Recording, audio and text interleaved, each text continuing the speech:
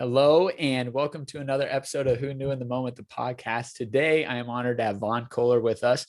His nickname is the Pastor of Disaster, but Vaughn has an absolutely phenomenal story. And I think a few things that have stuck out to me is Vaughn has always been one that says yes and explores the opportunity. But in addition to that, he focuses on the things that are most important to him. Vaughn's mission statement, and I'm going to read it verbatim so I don't mess it up, but is help exceptional men and women maximize their impact for their own gain and the good of the world. And I think that's so important and so valuable to not only have things that are important to us, but how does that then benefit, the greater good as well. So Vaughn, thanks so much for being on today. It's great to be here, Phil. I'm honored that you asked me. You bet. So thinking about this, Vaughn, we're going to skip a little bit of time and we're going to fast forward to the junior year of high school.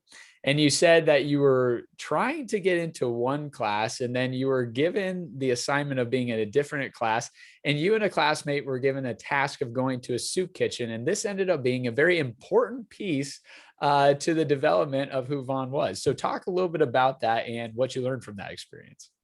Oh gosh, there's a lot of things that came as a result of that experience. One was that originally I was supposed to be in journalism.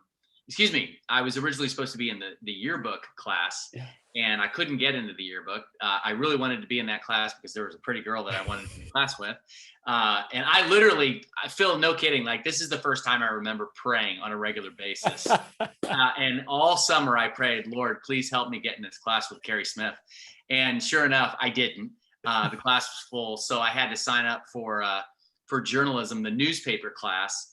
And what's funny about it is that at the time, the newspaper class was pretty much run by, like, I would describe it as heavy metal potheads and like people who were just interested in writing articles about mosh bands. Yeah. And so I was like, oh my gosh, I don't want to get into this class, but that was the only thing that was open. So I got in the class, and really two things happened that I think shaped my future. One was that I started writing on a regular basis for that class, and I'd always been into writing, sort of informally, and of course I'd written papers for classes, but this is where I was regularly asked to write articles that were meant to engage people and get them, motivated, that sort of thing. So I think that started my first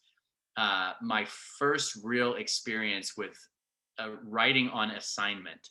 And that eventually, of course, led over years into, being a magazine writer, a magazine editor, a copywriter, a content writer, a ghost writer. And so writing has just been a huge part of my life and what I have offered to people.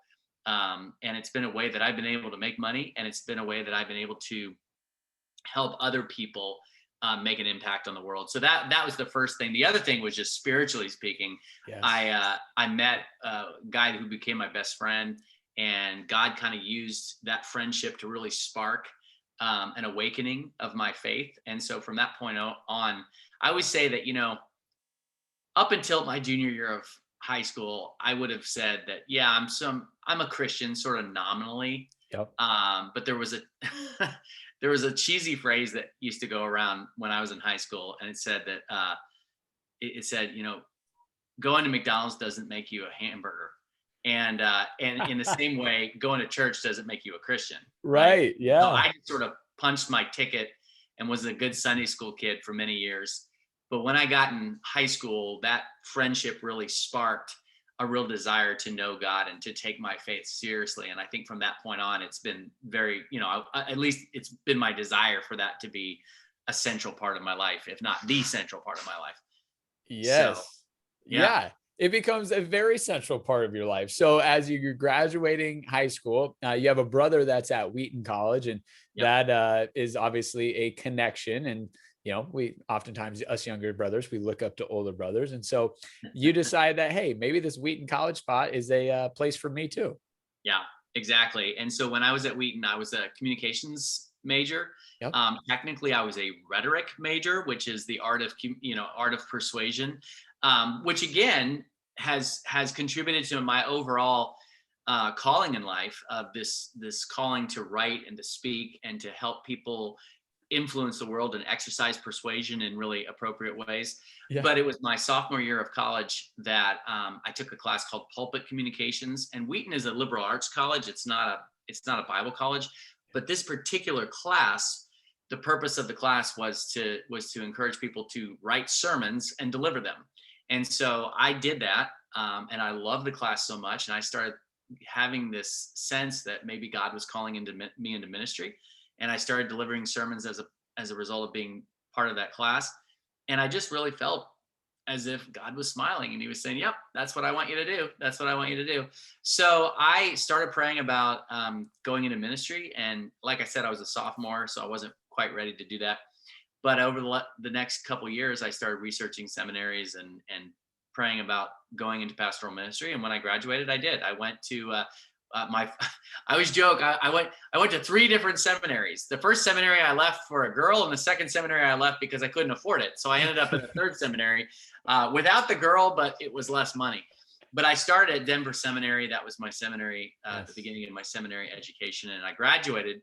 I squeezed a 4-year program into 7 and graduated in 2002. And that's when I took my first and only pastorate in Manhattan, Kansas at Grace Baptist Church. And I was on staff there. I wasn't the senior pastor. I was an associate. I worked very closely with college students and high school students and even middle school students. I've always had a real passion for students and influencing young people. But when I was at Grace, they were so awesome. They let me, even though I was an associate, they let me preach, they let me counsel, they let me do everything that pastors do. And so it was just a really, really great experience. Yes. So there's a couple things I want to rewind and ask you about. And the first would be the decision-making process, right? Okay. So some listeners are definitely going to have a faith background, and there we would call it discernment, right? Hey, I'm praying on this. I want to learn about it. Others may not have a faith background, but they still have to make choices, right? We still have to make choices. Talk a little bit about that, because you're going to end up making a lot of choices that are changing of paths over the course of your life. But when you're in that process, what's your decision-making process, and how do you listen to some counsel and, sort through that opposed to listening to everything and just getting confused? That's a great question. So, in a religious context, what I often tell people is one of my favorite quotes is by St. Augustine. And St. Augustine said, love God and do as you please. And what he meant by that is that the number one calling that all of us have is to love God with all our heart, soul, mind, and strength. Yeah. Okay. And what that means is that it's not just a, warm, fuzzy kind of thing. It means obedience. It means following what he has said is the right way to live, to make God the central, focus of your life, to follow Christ and to be faithful in doing that. But Augustine says, if that's really honestly what you're trying to do, then do whatever you want. And what he means by that is not, you can't say you love God and then go off and sin. That's not what he's saying. He's saying, if it is really your desire to love God, and you feel like pursuing a career in Major League Baseball, do it. If it's your desire to love God and you really feel like becoming an entrepreneur or an actor or a coach or whatever, do it. And the reason that this is so important is that so many Christians and people of faith are, they hamstring themselves by worrying about whether they're doing God's will or not. Yeah. We know God's will. God's will is for you to be holy. God's will is for you to love him and love other people. Mm-hmm. Beyond that, he gives us so much freedom in pursuing his will. And so I had a friend one time, he's a monk, Father Marion of St. Benedict's Abbey in Atchison, Kansas. And he used to say that people would come to him again and again with the number one thing being that they'd be like, oh, Father, I just don't know what God's will is. And they were so paralyzed. They didn't want to make a decision. They didn't want to step out and do anything. And so he'd say to them, you know what? Sometimes God just wants us to swing at a wild pitch. He just wants us to do it. Just get out there and do it. Like, I'm a father. And I love it when my girls get out and just try things, even when they stumble. Even when they make mistakes, I love that they're out showing initiative and trying things. I would never, ever, it's one thing if they're actively disobeying, but if my girls are just trying to experience life and do neat new things, a good father loves that. And God is the good father. He's the perfect father. And so I would tell people who are trying to figure out what they're going to do with their life, you know, examine your heart, examine your conscience. If you can honestly say that it's not springing from some sort of sinful motive that you're, wanting to be shady or screw people over, Yeah. what is it you want to do? Well, then start doing it, start pursuing it. And if somebody's listening right here and they're not necessarily someone who has a faith commitment, they're not a follower of Jesus, what I'd say is, first of all, I highly recommend that you read Matthew, Mark, Luke, or John and ask God to show you who Jesus is. Yep. So that's the first thing I would say. But even if you're not a religious person, I think that this translates basically, if you are, number one, committed to being a person of character and moral goodness, then regardless what you want to do in life, you don't need anybody's permission or validation. Just go do it. Start moving toward that thing. And God has a way, or life has a way of, if you're not really meant to do something, doors are shut. And they're not just shut, because sometimes people say, well, I tried this and the door was shut, so I gave up. No. I mean, our doors consistently shut to where you have tried this again and again and again, and it's not happening. Then maybe you ought to consider, okay, well, maybe I'll try something else. Yep. But you got to get going. You got to move in the direction of what you're wanting to do. And you, like I said, you just don't have to wait for somebody's validation or permission. That's great. Can I add this real quick? Is that, a lot of times, well-meaning older people. So I'm 47. I consider myself old, but in a good way. I love getting old. Okay. I like myself now at 47 so much more than myself at 21. Okay. Yep. But a lot of people my age and older will sometimes, they're well-meaning, but they'll tell younger people in 18, 19, early 20s, they'll tell people, don't bounce from one thing to the next, just commit to something. And I think that's actually ridiculous. If you are 18 and in the space of 2 years, you have 7 different jobs, great. You're figuring out what it is you like, what it is you enjoy, what it is you're meant to do. Now, there's a difference between going from one job to the next because you just don't want to work. Yep. Difference. That is bouncing from one thing to the next. And that's not a good thing. But if you genuinely work hard at something and after 6 months you go, you know what, I'm not resonating with this. I've given it my all, but this doesn't seem like the path for me. Yeah. It's okay to try something else. In that case, you're not bouncing, you're exploring. You're kind of figuring out what God wants for your life. So I would tell anybody listening to this that don't feel bad about trying a lot of different things. I think that's great. Yeah.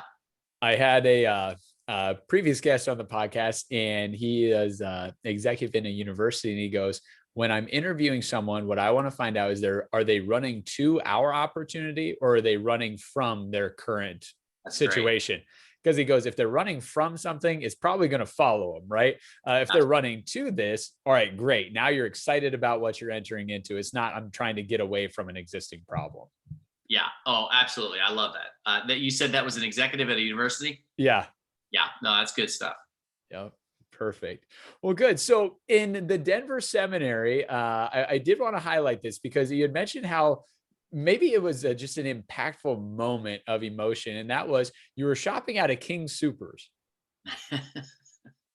So talk a little bit about the nice lady that said, you know what, Vaughn, I can help you out here. Well, Phil, you've done your research. So you're either a really good journalist, an interviewer, or a stalker. But no, that's good. No, I was, when you're a graduate student in seminary, you don't have a lot of money. Yeah.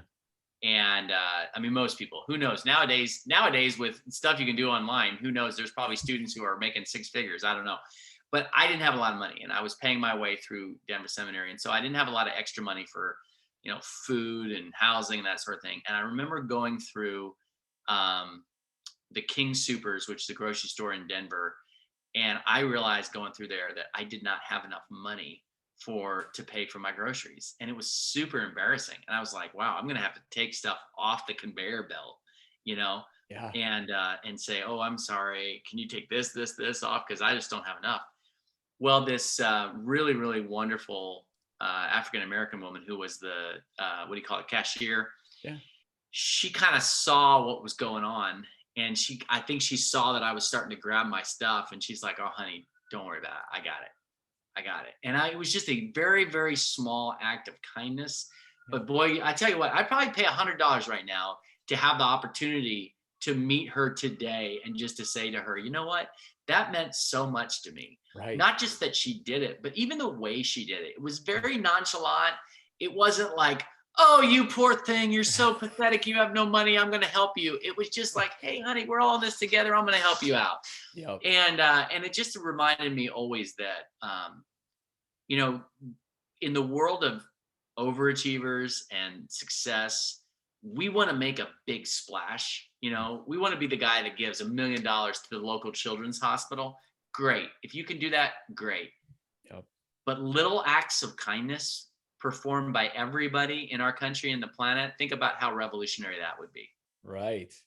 No, that's phenomenal. And yeah, I think, you know, you think about that and just the impact that had on you to remember it, you know, years and years later. It's like to her, it was another day on the job, right? But to you, it meant so much. And I think you never know, you know, what that small act you can do is that could be the big thing to somebody else. Absolutely. So as you are in Kansas now and you're working in the pastoral world and then you work in school as well, you've met a significant other and the significant other needs to leave to pursue their career. So talk a little bit about that and also the tailored presentation that you so finely put together. Significant other, you mean my eventual wife, I see. Yes. Yep. Okay. Yeah. So, well, yeah. So I'd been a pastor for 10 years, had a great experience. And I left the pastorate for two primary reasons. One was because I wanted to leave to become a college professor. Yeah. I wanted to teach writing. I wanted to teach speaking. I wanted to be a communications professor. So that was one reason. I also wanted to do kind of a speaking ministry just in general. Yeah. The second reason was, and I won't get into all the details, but after reading and studying and praying, I decided to become Catholic. And so, you know, as you can imagine, you cannot continue to be a Baptist pastor if you are Catholic. I think that's a fair assumption. Yeah. So I always like to say, like, I definitely became Catholic for reasons that I felt very strongly about. Anybody who ever wants to talk about it, I'll explain my decision. But what's really important to me is that relationship with Christ. I would rather somebody have a relationship with Christ and not be a member of a particular church than, you know, sit in the pews and have no connection to God whatsoever. So that's what's important to me. But so basically that led into me leaving, but the woman that I was pretty close to marrying had just finished it. My wife's name, or I'm getting a little confused here. Do I call her my future wife or my current wife, depending on which point of view. But anyway, Kasha was just finishing up medical school. And her residency. She had already gone through medical school. She was just finishing up her residency. And so both of us were in a big life transition. And so I left the ministry. She was going to start full-time doctoring very soon. And so in that interim between the pastorate and then eventually moving to St. Louis, I worked as a marketing guy at Benedictine College in Ashton, Kansas.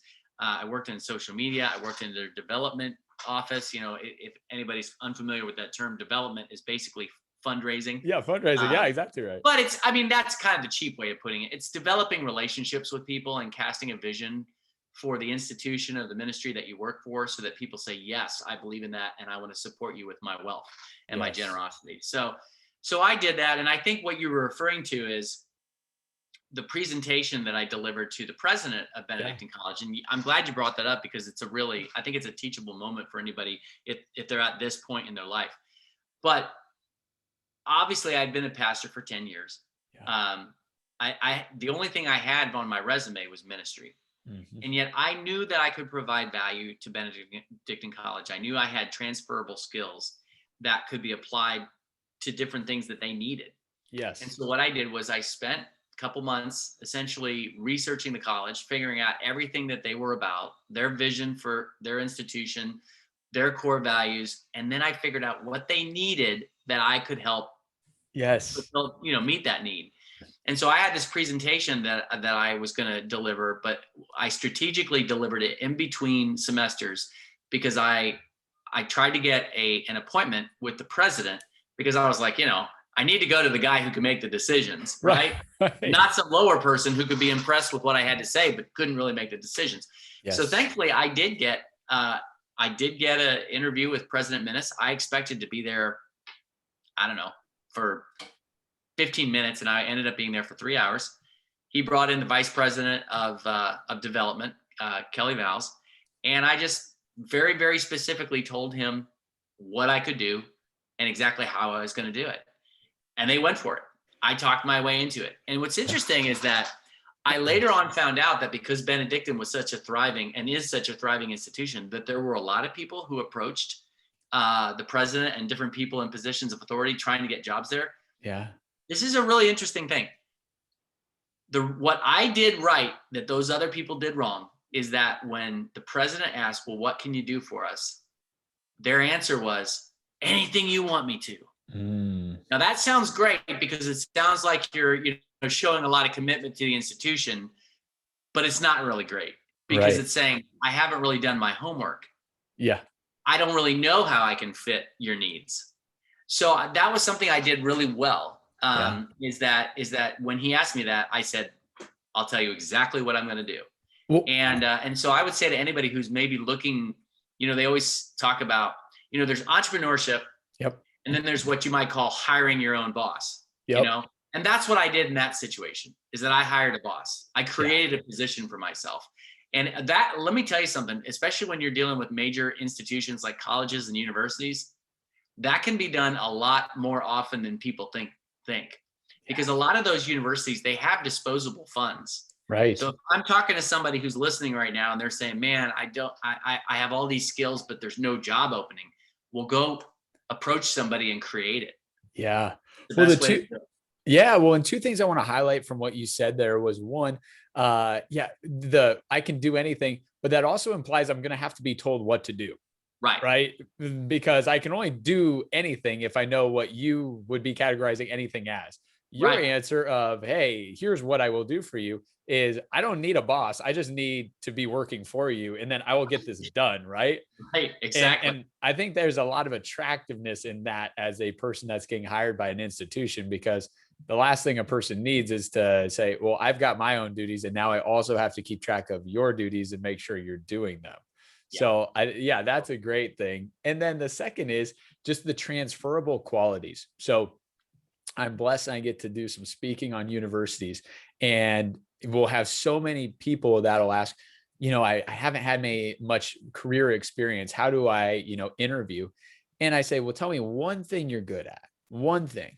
And I'll never forget, this kid goes, I'm really good at cooking jambalaya.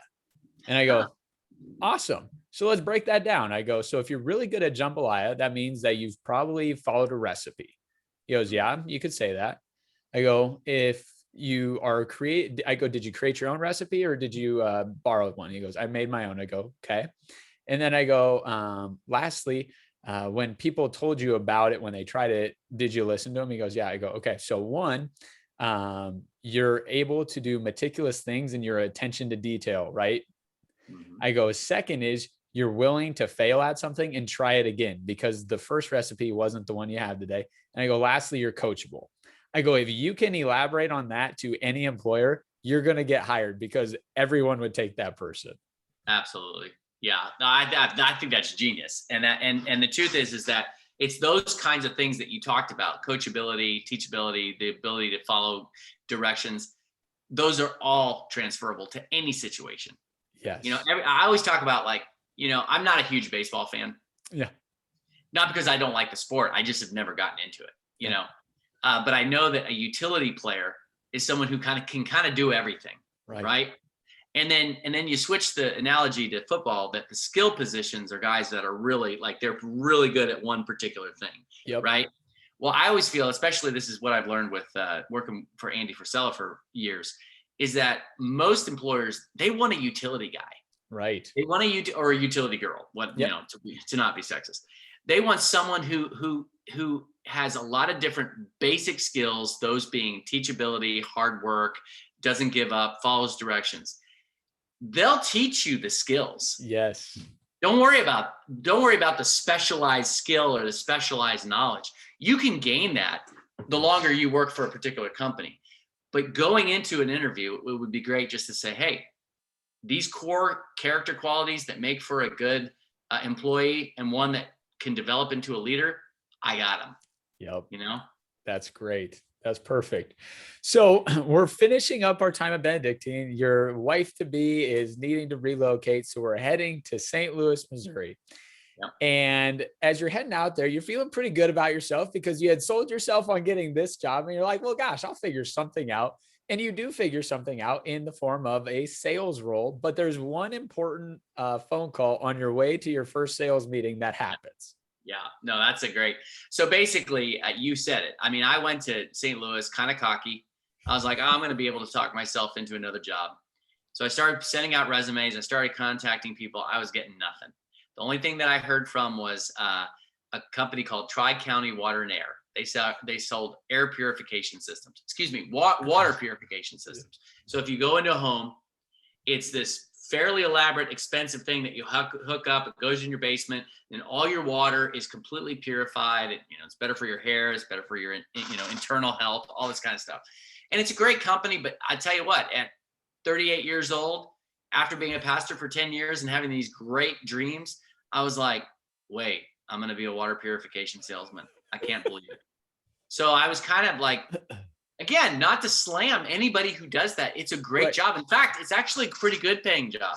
Yeah. But it wasn't my calling. And yet I felt like in order to help support my family, my wife, people would say, oh, well, wasn't your wife a doctor? One, medical school debt. Two, when she started with a startup. So she was paid a third of her market value. So we needed money, no question about it. So I needed to support my family, my wife and my family. So I was like, well, I better take this job. Yeah. In the meantime, a couple other things had been going on. I had been writing some articles for a local magazine, but I was only paid $250 an article. It wasn't a full-time job. And then I also started thinking, well, I'm good at writing, so maybe I ought to start a job as a ghostwriter. Yeah. So I had bought the LLC. I had got the paperwork going, but I hadn't really started the job, so to speak. Yeah. Well, I went through the training for the water purification salesman. I headed out on my first sales call. All these sales calls happened in the evening because you met with people after they were done with work. Right. And so I was driving out on this bleak Southern Illinois afternoon. And I just remember thinking, oh my gosh, I cannot believe I'm so lost. I'm nowhere where I want to be. And as I was heading to the sales call, Bobby Keppel, the guy that published the magazine, he called me.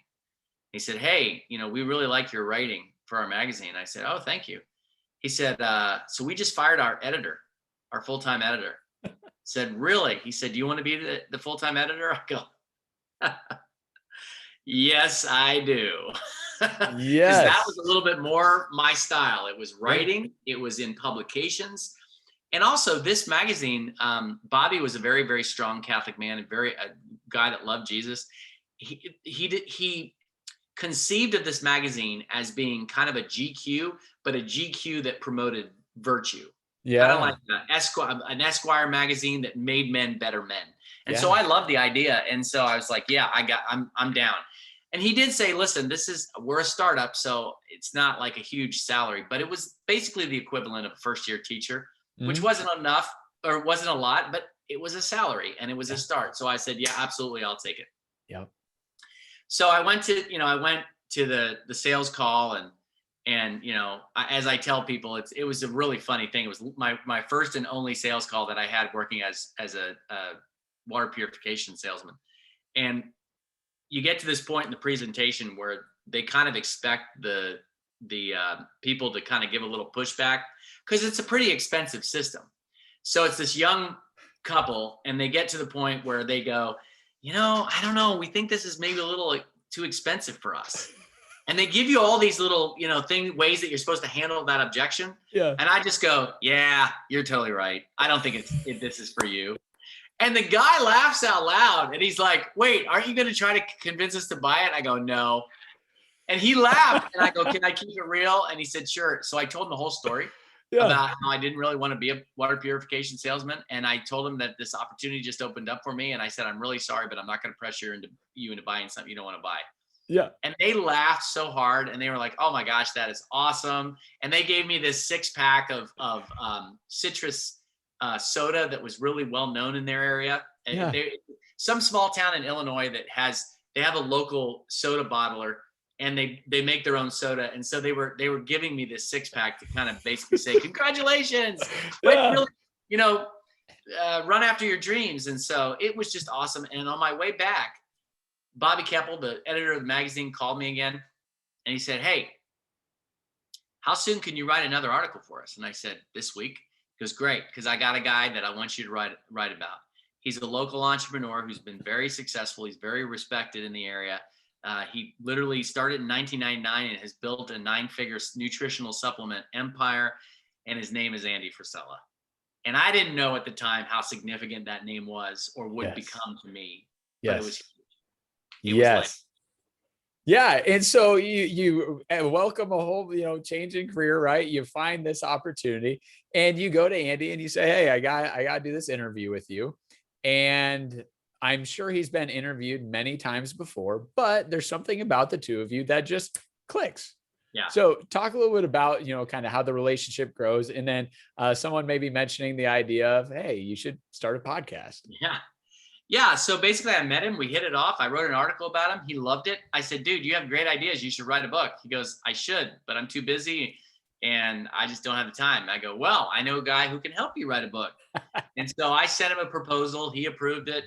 And we started meeting. And basically the format of our meetings was that I had this handy dandy little digital recorder. I would ask him a bunch of questions on a particular topic.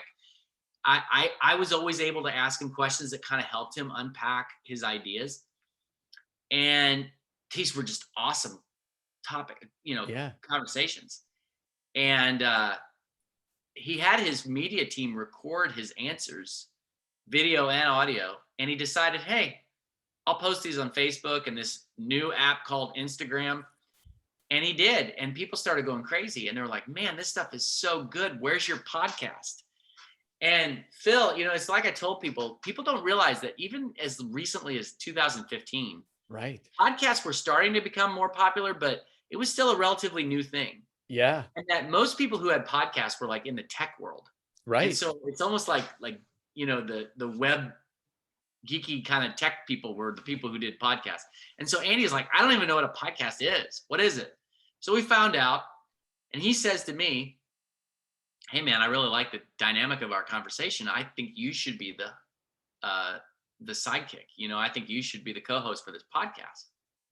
And I was so honored, and I it was going to be a great opportunity because I knew this guy had great things to say, and I knew he could really bless the world with his knowledge, and I knew that he had resources that he could promote it too. So I thought it was a really great opportunity. What was funny is that as a former pastor, like personally, I didn't have an issue with this, but as a former pastor, I was like, well, I'm not sure what I think about. Like, he's pretty salty language. I was going to say, for anyone that hasn't, if you haven't listened to Andy, Vaughn and Andy are, I'm not going to say opposites, but not similar probably in maybe their speaking patterns. Well, I think our communication styles are pretty polar opposite. I mean, not totally, but they're pretty polar opposite. And Andy, he never met an F-bomb he didn't like. And the truth is, it's very authentic to him. Like, I don't condemn him for that. That's how he communicates. And he's really like, he's not, some people cuss and they're dumb. Mm-hmm. That's not Andy. Andy's extremely intelligent and he just likes to express himself with cuss words. Yeah. Well, at the time I had also gotten an opportunity to teach a class at a local seminary. And it was a local Catholic seminary. And so I didn't want to ruin that. So I went to the priests who ran the seminary and I told them about this opportunity that I had. And they're like, well, wait a minute. So the only hang up is the cussing? And I said, yeah. And they're like, so he's not promoting immorality or anything. I said, no, this is actually like really good stuff. Yeah. He just cusses a lot. And their answer was like, listen, if your conscience is okay with it, it's fine. It's like, he said, anybody who would be offended by that is probably not going to be watching it or listening to it. Yeah. And then in addition to that, he said, that really is that's more of a personal choice issue. It's not like you're up there promoting, murder or Right. or abortion or something that goes contrary to my faith. Yeah. And so they said, if you feel like doing it, it's a great opportunity for you. Go for it. So I did. And dude, I mean, the rest is history. I mean, it was kind of crazy. Yeah. From the time we launched it, which, again, kind of funny. If anybody's not familiar with Andy, you'll laugh. The fact that he wanted to name the podcast the MFCEO project, Yes. which stands for the Mother CEO, And so, but I mean, literally, like within a month, we were getting hundreds of thousands of downloads, and in a couple months, we're getting millions of downloads. And people just really glommed on to the stuff. That they loved what Andy had to say, because he was giving the real boots on the ground insight into how to grow a business. Yep. But then in addition to that, because the MFCEO project is kind of a hard podcast to pigeonhole, because it's not just business and it's not just personal development. It's kind of both. Right. It's kind of a whole lifestyle. Like, how do you live a really successful lifestyle? So, I mean, over the course of the last 6 years when I was on it with him, gosh, everybody from Tim Grover, Michael Jordan's personal trainer, to Heavy D Sparks and Diesel Dave, the guys who are on that. I'm forgetting the name of it, but it's a show on A&E. It's like a show about building out trucks and doing different things. But we've had some really crazy, awesome guests on the show. Ed Milet is awesome. And so it's just been a really great experience for me to be around these really high achievers who are also, I'm thinking over the last 6 years of being on the MFCEO project, it's not really anybody that we've had on the show that looking back, I'm like, oh, that was not a good person. No, they're all pretty good people. And that's great. So they're not just successful, they're good people. Yeah. Well, and talk a little bit about, I know, you said things like, hey, I've been fortunate to meet a lot of these people, and obviously, it's a team format, but I mean, talk about some of the things that maybe you've learned in getting to, be around high level, entrepreneurs and people that have had success that you might just not have picked up otherwise. Yeah. So, Tony Robbins always says success leaves clues. And what he means is that if you look at the lives of the successful, you'll see the same things again and again and again. And to be honest with you, Phil, when I share some of those things, I think people who are listening or watching this, they're going to go, well, that's not really rocket science. Well, it's not. It's not. But little things like, for instance, success in terms of the importance of, Andy talks about winning the day. Yep. Andy talks about the fact that, he didn't get to be a 9-figure entrepreneur because he's smarter or more, gifted than anybody else. He got to where he is because at the beginning of every day, he identified the critical tasks that needed to get done to move forward.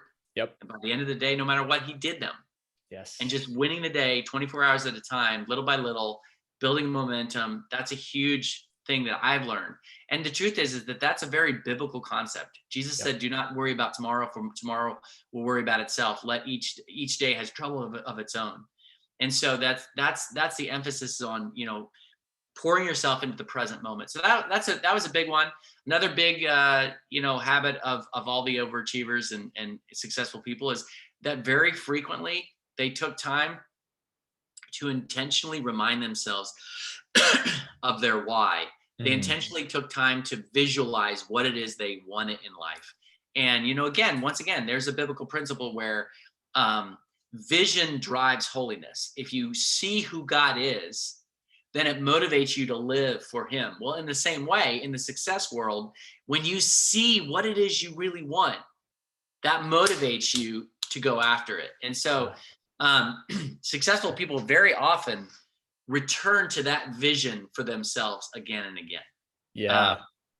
But I tell you, one of the things that is huge that I think can be used by anybody in every situation is Andy, from the moment we started the podcast till now, and he did this with his companies too, which is why I think that he got where he said, he always talked about give what you want to get. That there is a law of reciprocity. The more you give to people free of charge, no expenses or no expectations, no strings attached, you're going to get back. Yeah. And so like in the early stages of the MFCEO project, we had some pretty amazing offers for advertising, like $1 million advertising. And we're like, no, we're going to give this away for free. And we're going to do it and keep doing it until we don't have anything to say anymore. Yep. And so Andy did that. And occasionally, he wrote a children's book and he would say, hey, I'm selling a children's book. Well, guess what? In like a day, it's sold out. Yeah. Now he is offering some specific products that meet, and I'm not talking about his nutritional supplement stuff. I'm talking about his personal brand. He wrote a book called 75 Hard. He's got a group with Ed Milet called the Areta Syndicate. Yeah. Those things are paid, but because he spent so much time giving with no expectation of getting anything returned, once he did actually offer a product, people were like, yep, sign me up. Yes. I have so much love and goodwill built up for Andy that I want to support what he believes in, because they believe in it too. So that's a huge thing that I would say to anybody seeking to build their brand or build a business. Don't try to monetize everything. Right. Provide value again and again and again without expecting anything in return. Yes, I love that. Now, you just segued perfectly into the Areta Syndicate, which you get to be a helpful part of. And, talk about what a phenomenal opportunity for entrepreneurs and people to connect, learn from other people. But the interesting thing to me is that you learn from people that could be in a completely different type of entrepreneurial walk, right? But there's principles that you can still benefit from. So talk a little bit about your involvement there and what you're doing. Yeah, well, so it kind of goes way back to two things. One is that Andy and I both have this sort of mutual love for Greek and Roman literature, like, the stories of the Odyssey, the Achilles, the Iliad, all that stuff, and the Greek heroes. And Andy's got a tattoo of Prometheus on his arm, and we've often talked about that. And then one time, he was just talking about, somehow trying to infuse our love for that into his brand and what he's all about. And that originally led to a podcast episode that I think aired in 2017. I'm not sure, but it was called Areta, the Heart of 100 to 0. And basically 100 to 0 was Andy's way of saying, your attitude should be like, you should be so committed to excellence that you're like running up the score 100 to 0 against your competition. Right. And so we had this conversation. And I was telling him, oh, dude, the Greeks and Romans had this concept called arete, and arete means excellence, and it drove everything they did. And so he's like, dude, I want to do a podcast on that. So he did a podcast on that, and people went really crazy about it and loved it. Well, then later on, he became friends with Ed Milet, and they were talking about how there's all these cheesy masterminds out there and all these groups that are just kind of ripping people off. They don't provide any real value. They pretend to be teaching business, but they're just ripping people off. And so Ed and he decided that they were going to put together a group. It was going to be elite level overachievers. The purposes that were going to be that they scaled their businesses. They were going to help people scale their businesses to 9 figures. They were going to help them reach peak performance in every area of their life. And then most importantly, in some ways, they were going to help people be a force for good in the world, that there was going to be this moral and spiritual component to the Areta Syndicate. And there again, I said, so the way that they came up with the name is that Andy and we all just kind of talked about wanting to incorporate this term Areta into the name. And then they said, well, I like the name Syndicate, so we'll call it the Areta Syndicate.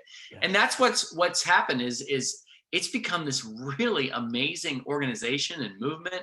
Originally, it was 2 tiers, where one tier was just all online, and then the other tier, the higher tier for people who were further on in life. The higher tier was in-person meeting, and it required a lot of investment on like personal time investment and energy on the part of Andy and Ed. But now because of COVID. For COVID and the way that COVID just shut down everything in person, they basically just made it online for the last year, and they're just now getting back to doing in-person things. But I can just tell anybody who's listening to this, we all have our strengths. I'm not going to be able to teach you how to scale your business to 9 figures. I'm just not. That's not my strength. But Andy and Ed would be able to do that. Yep. And so if you're looking for a group to belong to that is going to be a great, exceptional network of peers and mentors, and you're going to get great teaching every month, definitely I encourage people to look up the Areta Syndicate. I don't even know if the enrollment's open right now. They open enrollment every couple months, but you definitely don't want to miss out on that. Absolutely. That's phenomenal.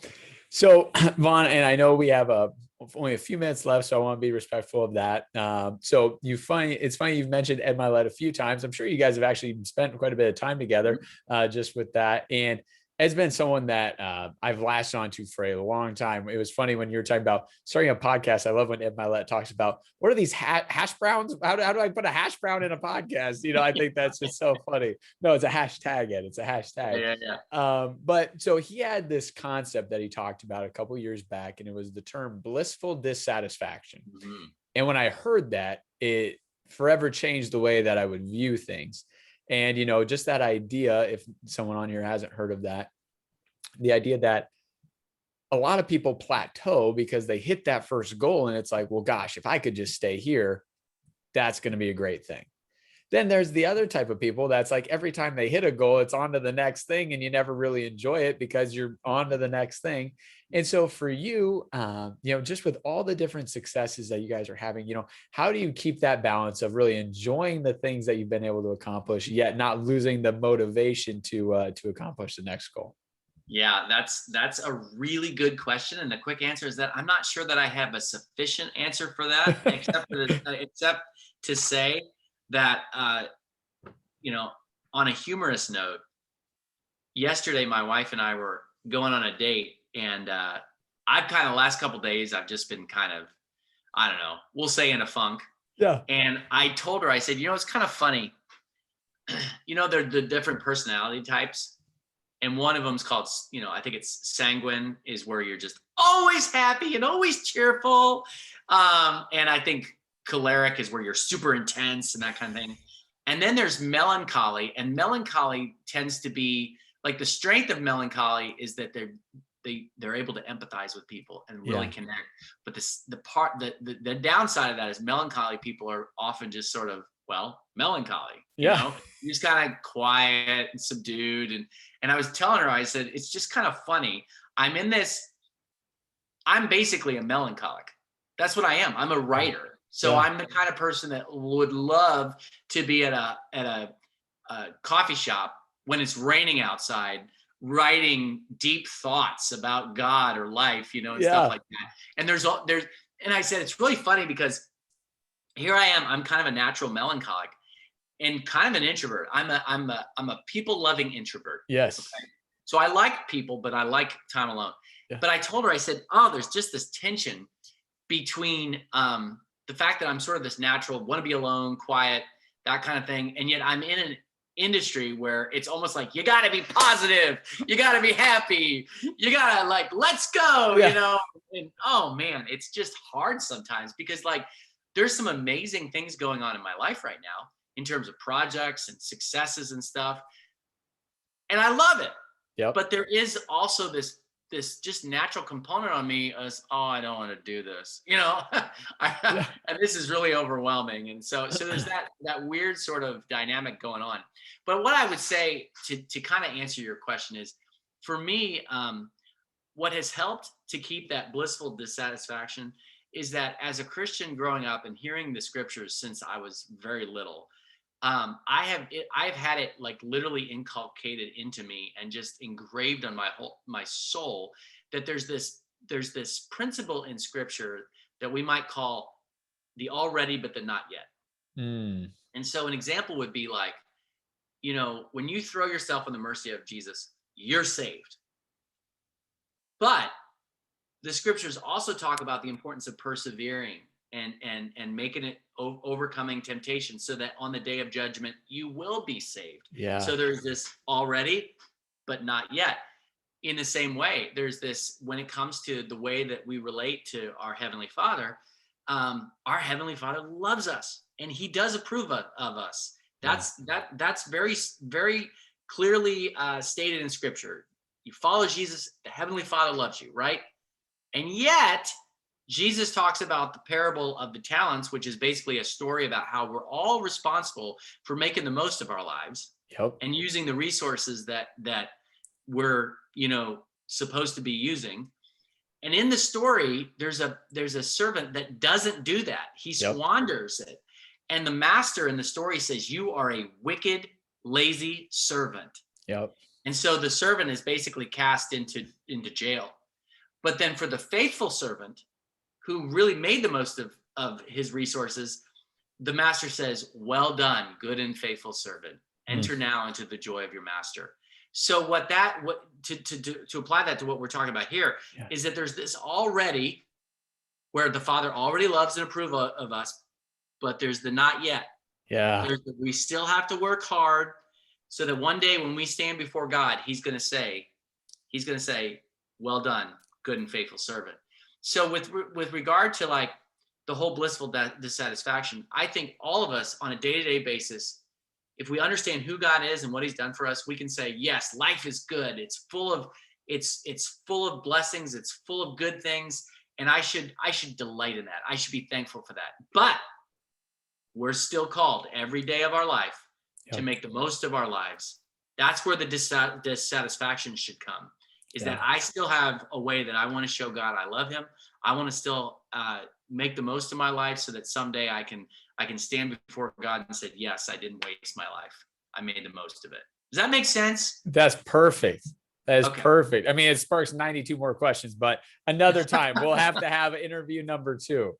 No, sure. Well, Vaughn, I appreciate your time today and phenomenal answers and sharing your story. I think about how you said, hey, when I was at Wheaton, I was taking classes about persuasion, and you think about how persuasion helped you get jobs, how it's helped you, grow a business now and grow a podcast and all those things. So I appreciate you sharing some of those highlight moments in your life. And I'm sure everyone's gotten a lot of value of that, and we'll get more value out of it in the years to come.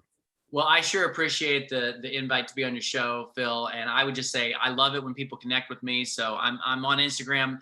I try to answer every DM that I get, maybe not immediately, but I do try to do that. I'm just at Vaughn Kohler, VAUGHNKOHLER. And then if people want to check out my website, it's vaughnkohler.com. My book, Sacred Drive, basically talks about how you basically pursue your God-given potential. They're biblical principles for pursuing your God-given potential. So I'd love people to check that out. And just reach out to me. I love connecting. Love it. I will include all of that in the notes from today's episode. And thanks again, Vaughn. You bet, Phil.